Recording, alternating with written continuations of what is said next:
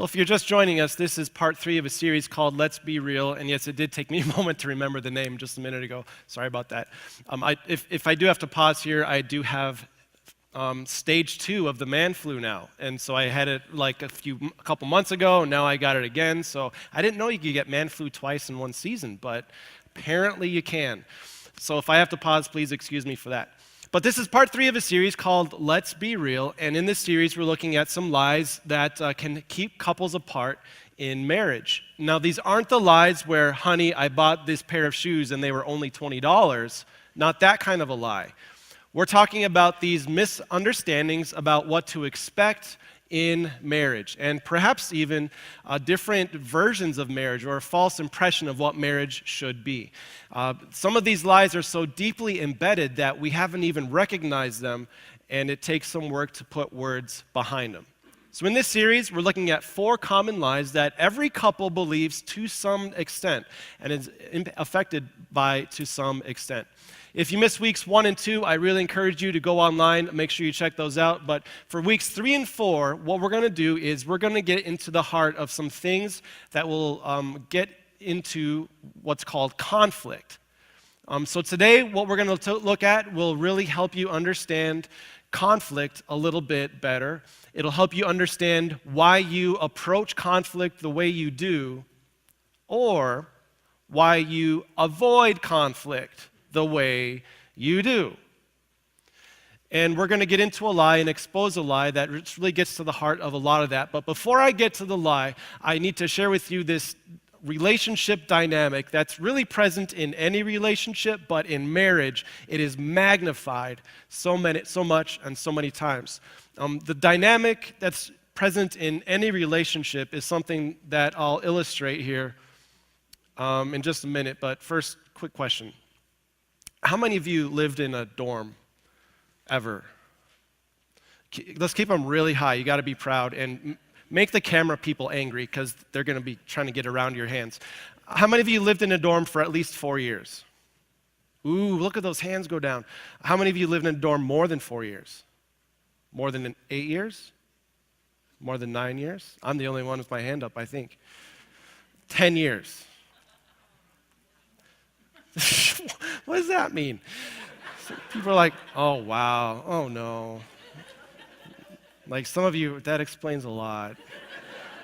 Lived in a dorm for 10 years. All through high school, I lived in a dorm high school.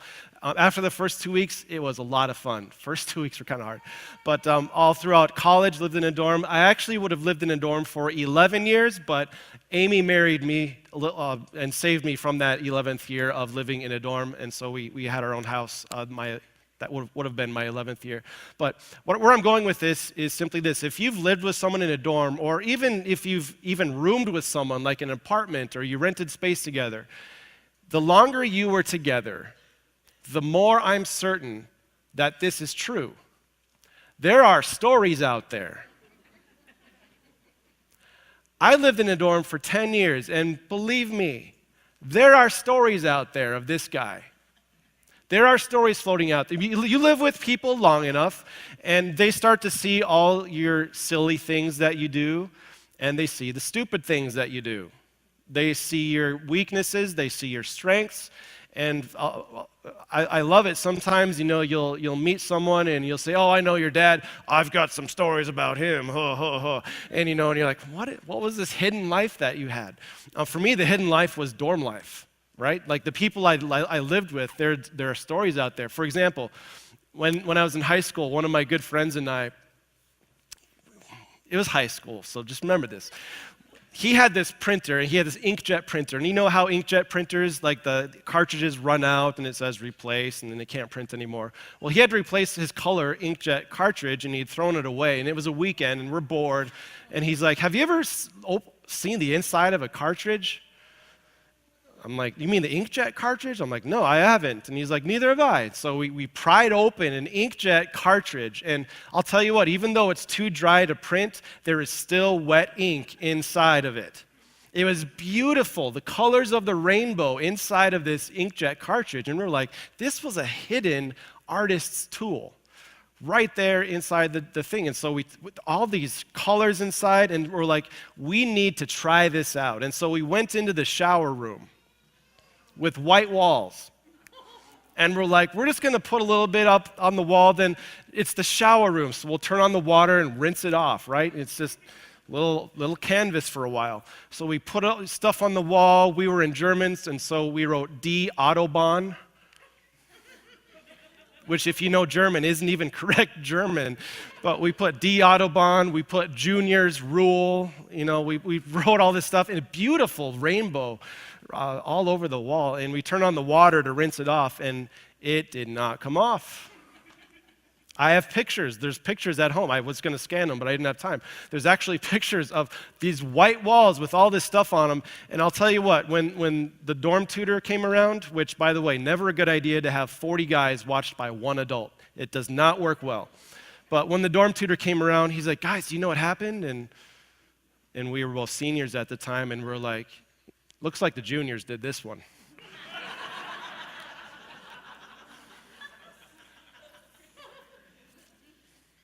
Never found out it was us. Never. Until this day, now it's online, so there it goes. There it goes. Sorry, Mr. Booboltz. He had no idea what we did. He's got stories he could tell that would embarrass me. I've got stories I could tell that would embarrass him. The longer you live with people, the more stories there are. And that's true of any relationship, right? That's what friendship is about. There's this closeness, there's this sharing of things. But in marriage, you take this truth and it's magnified tenfold. You see, the person you're married to, they just don't, they know more than just the silly things you've done. They know the stupid things you've done. They know the hurtful things you've done. And they know more than just what you did, but they have personal inside information about what motivated you to do it. A spouse has a unique opportunity to see into the life of the person they live with, to know their weaknesses and their strengths. They don't just see them at their best and worst. They see them at the best of their best, and they see them at the worst of their worst. There's this vulnerability there to the point where it can lead us to a place where we want a lie to be true. The lie that we're going to get into today is one that we might even find ourselves wanting to be true at times. Because, number one on your sheet, your spouse is familiar with the flaws that most people don't even know exist. And what do you do with that? Now, at the end, we're going to see this is actually a beautiful thing that God can use in some amazing ways. But at the same time, this can drive fear into someone's heart. Because here's what we eventually realize. You go into marriage, you think everything's great, and before marriage, you even thought that the way she laughed was adorable. She went like, and you were like, oh, that's just her. And the more she does it, it's like, come on. And you used to think that, the way he did dishes was just because he was a dude and he would shape up once you got married, but that dude don't do dishes. And now it's just wearing on you and wearing on you and wearing on you. And all of a sudden, as you get married, more and more of these flaws begin to raise up out of nowhere. And you're thinking to yourself, who did I marry? And if you think you married the wrong person, you need to listen to last week's message. Ben covered that last week. But for today, these flaws just keep coming up. These flaws keep coming up. And your spouse is more familiar with them than anyone else, to the point where some people might not even be aware of some of your flaws. And here's where the conflict happens. She comes in to the kitchen and says, "You're having another drink?" And guys, do you feel the temperature going up a little bit? Like, who is she to point out how many drinks I'm having? Or she comes home with a bag from the mall, and he says, "I don't care what's in it. How much is in it? How much is no longer in our account because of what's in the bag?" And she thinks, how dare he point out what I'm doing? And there can be moments in marriage where one person says something that might just be a little bit of a hint that what they're doing might be a flaw. And then the other person responds with, well, you have a flaw too. But you have a bigger flaw, but your flaw is bigger. Well, who are you to show me how to load the dishwasher? I don't know why we argue about loading dishwashers in marriage, but we do. Or argue about how to spend money. You're spending too much money. You're saving too much money, and you're just too afraid to do this, or you're too afraid to do that, and you start going back and forth and back and forth. Well, who are you to point out my flaw? And if you point out my flaw, then I'll just point out your flaw until we're the perfect couple. We'll get all our flaws figured out, and we'll be flawless. But that never happens. You see, there's this dynamic in marriage where you have intimate familiarity with each other's flaws to the point where you might want today's lie to be true. The lie number 3 for this series. You need to accept me as I am and never, ever, ever ask me to change. I am who I am. You should just love me the way I am, and you should just accept me the way I am because this is how I am. Isn't that what marriage is about? You just need to accept each other. Unconditional love, unconditional acceptance. Isn't that what Jesus said? Now, just like with every other lie, you might not say, well, I think very few, if any of you have actually said this, you just need to accept me the way I am and not ask me to change. But if you've ever found yourself getting defensive because your spouse pointed out your flaw, then you've been believing this message to some degree. You've been believing this lie to some degree. And where this lie takes you is not a good place. Not only is this stupid, but this is unbiblical at its very foundation. Nowhere does Jesus tell you to unequivocally, unconditionally accept somebody's behavior no matter what. Rather, you see quite the opposite. He says you need to speak the truth in love when it comes to one another's flaws.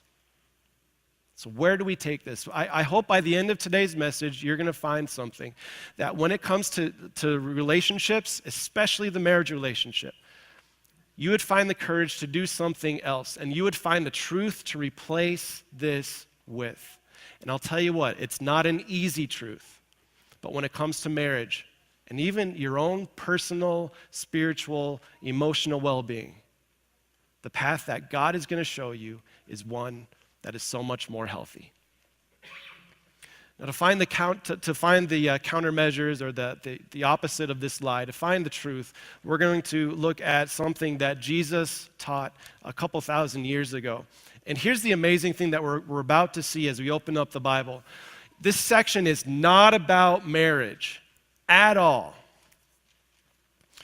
It's not a marriage section. Jesus had plenty of marriage sections, but this is not one of them. This is more just a relational section. It almost happens by accident that Jesus wraps this up in a way, and as we look at this through the lens of marriage relationships, we're going to see something that speaks to that part of you that just wants to put up those walls, to say, don't look at my flaws. Just accept me the way I am. And as we see the truth that Jesus brings us to, it's going to give you so much life. This parable that Jesus taught was in Luke chapter 18, and the way he starts sets the stage perfectly. When it comes to parables, so much of understanding what Jesus meant by a parable means you look at who he was speaking to and why he was speaking to them. And as Luke records it, he sets this up perfectly so that we can see the audience that Jesus was trying to reach. It says this, to some who were confident of their own righteousness, in other words, they felt good before God because of what they were doing. They were confident of their own righteousness, and they were looking down on everyone else. Now, here's something to pay attention to. These people had fractured relationships with the people around them because of something between them and God. They thought they were so good with God that it was distancing themselves from the people around them. And so in this parable, Jesus is going to speak to the people who don't want their flaws exposed. And by the end, he's going to show the path to what it means to live a life that's based on the truth. So to some who are confident of their own righteousness and who look down on everyone else, Jesus told this parable. Today, from our perspective, we're thinking, oh man, where is this parable going to take place? Is this going to be at the family dinner table where you shouldn't look down on your brother or your sister or your family member? Is this going to take place in the work environment where just because someone isn't as gifted as you are, you should still respect them and honor them? When you're looking down on others, where should this take place? And here's where your mind should just turn to jelly. She says this: 2 men went to the temple. When it comes to looking down on others and putting up a wall so that your flaws are not going to be seen or exposed, Jesus says the place we need to go to address this is here, to the temple, to the place where God himself dwells. And Jesus sets the stage. He says 2 men were going up to the temple. One of them was a Pharisee, and the other was a tax collector. And we talk about those two all the time, but for the purpose of this parable, what you need to know is this. Pharisees, think of the word devoted. They devoted their life to make sure that no one could accuse them of wrongdoing. Pharisees were devoted on living their lives according to rules and systems so that if someone was looking at them, they would say, this man is flawless. He's perfect. He's done it. So that was who the Pharisees were about. Their life was spent studying and learning and disciplining themselves for flawlessness. And then on the other extreme, you've got the tax collector. And for the purpose of this parable, all you need to know is that the tax collector also devoted his life, but he devoted his life at the expense of other people. Whereas the Pharisee, people would look at him and see nothing wrong. People would look at the tax collector and see everything wrong. Here was a man who is trying to get money and trying to get wealthy at the expense of all the people whom he should have been loving. And so just out of the gate, when people would look at Pharisee and tax collector, they would tell the tax collector, if you're going to the temple, you better not be wearing any metal because the lightning might be picking up pretty soon. Tax collector and God, nothing alike. Now, Pharisee, there was someone who was like God, at least on the outside. So Jesus is setting this up, maybe even as he says, Pharisee and tax collector, they're saying, wow, what's going to happen when these two meet in the holy temple of the Lord? And here's how it continues. So we start with the Pharisee. The Pharisee stood by himself and he prayed. Now, as we look at his prayer, just pay attention to how this one is so different than the prayer that Jesus taught people to pray. The Pharisee stood up and he prayed this: God, I thank you. Just pause there. That's a good way to start a prayer. God, I thank you. Thank means I'm indebted to you for something. I acknowledge that I owe you something. I thank you that I am not like other people. Robbers, evildoers, adulterers. Maybe he's kind of looking around the temple to see all the other people, and he's like, yeah, even this tax collector over here, God, thank you, I'm not like him. See, I fast twice a week, and I give 1/10 of all I get. And background on that, according to Jewish culture, you were expected to fast maybe 4 or 5 times a year for religious things. If you were especially devout, you would fast once a week for the Sabbath. And this guy is basically saying, I do double that. I fast twice a week. That's how awesome I am. I am. And then I give 1/10 of all I get, not just the things that Moses commanded through the law that I give 1/10 of, like the grains and all that stuff. If someone gives me $1, I give God 10 cents right away. If someone gives me a cup of flour, I give God what's 1/10 of a cup of flour? 1/10 of a cup of flour.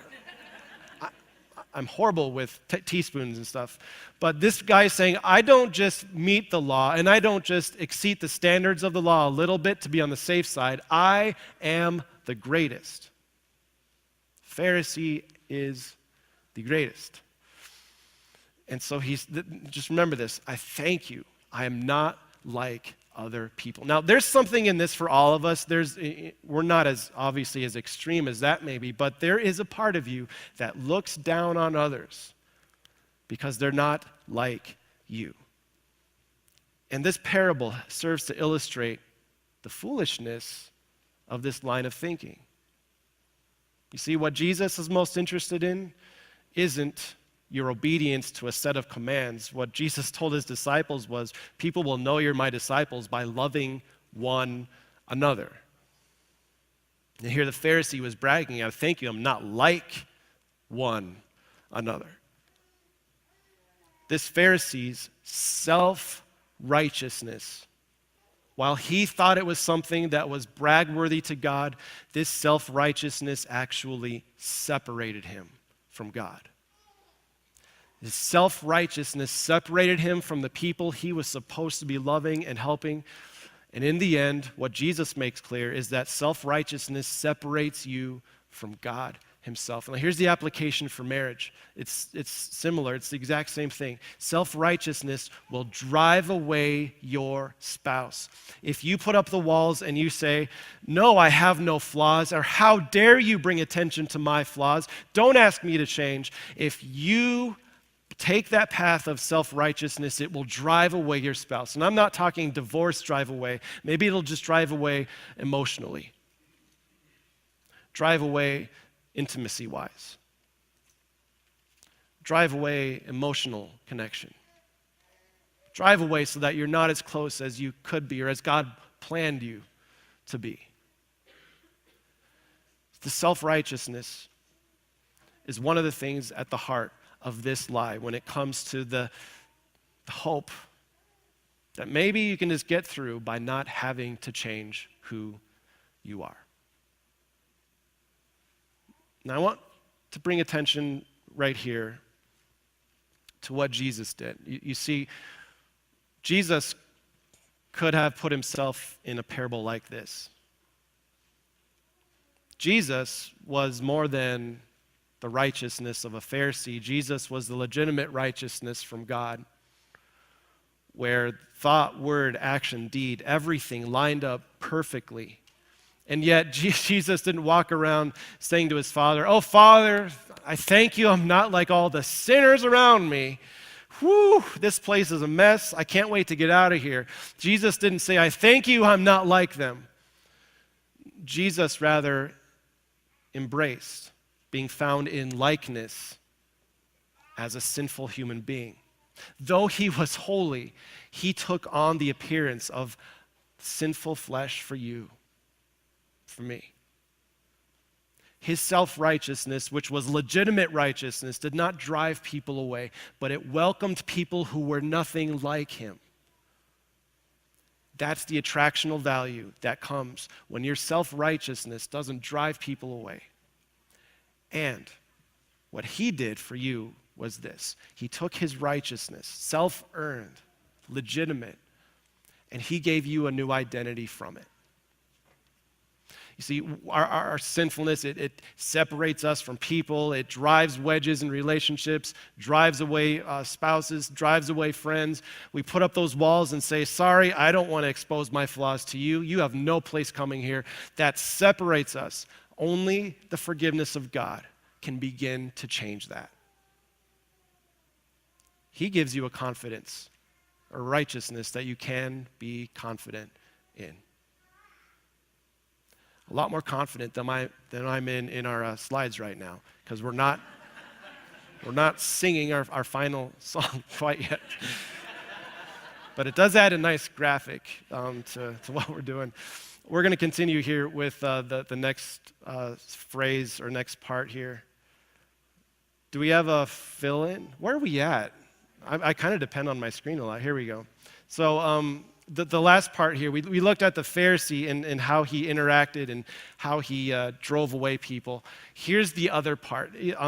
verse 13. Jesus said this, but the tax collector, so much body language here, it's interesting. The tax collector stood at a distance.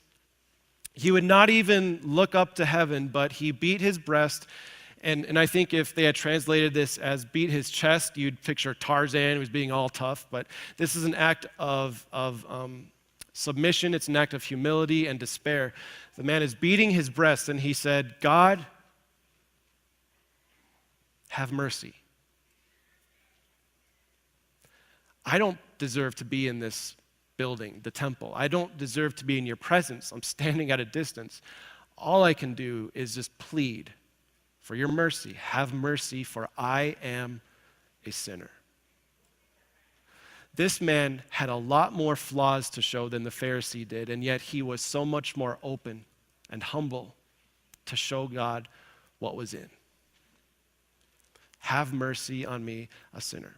This humility was not easy, but here was a man who acknowledged the truth of the situation, that he had no chance to be in God's presence unless God would make his presence with him.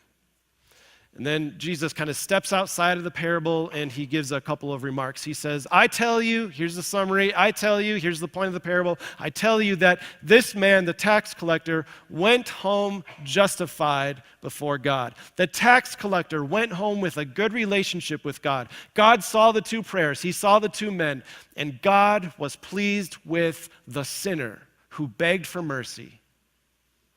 And that Pharisee went home thinking everything was fine, but he would be in for a bad surprise. And Jesus wraps it up with this overall truth. He says, for all those who exalt themselves will be humbled, and those who humble themselves will be exalted. And Jesus said, this will be true at the final coming. There will be a big change up in the way people think things will be, but so much more in the moment. Those who pretend they have no flaws that need to be changed, you will be humbled. As you look at the two people here, you see the Pharisee in the story, you see the tax collector in the story. Here's one final thing to kind of bring this back to marriage. You see, the Pharisee was so full of himself that there was no room for God to do anything.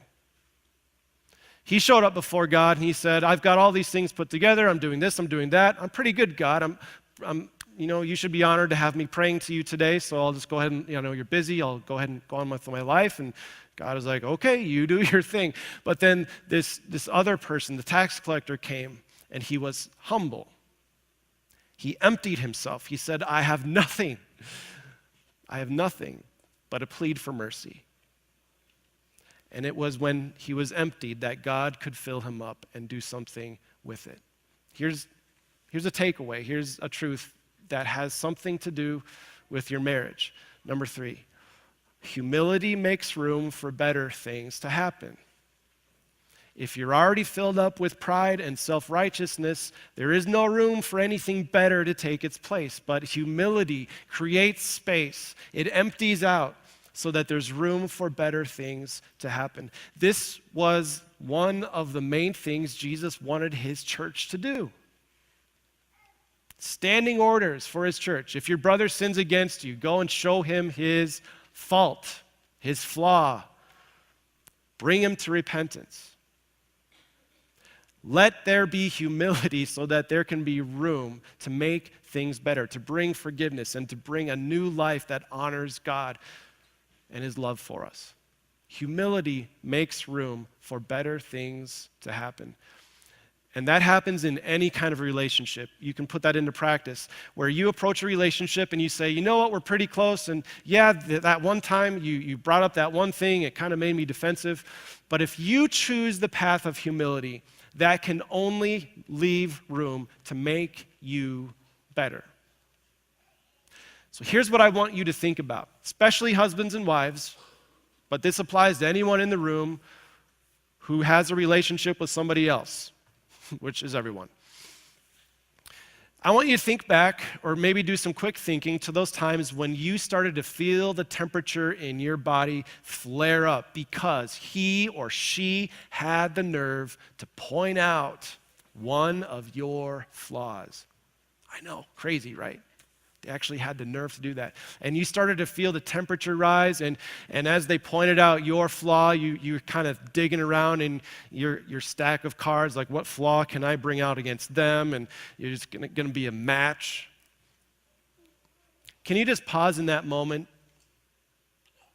and think to yourself, why did you not want to create any room? Why did you get so self-defensive?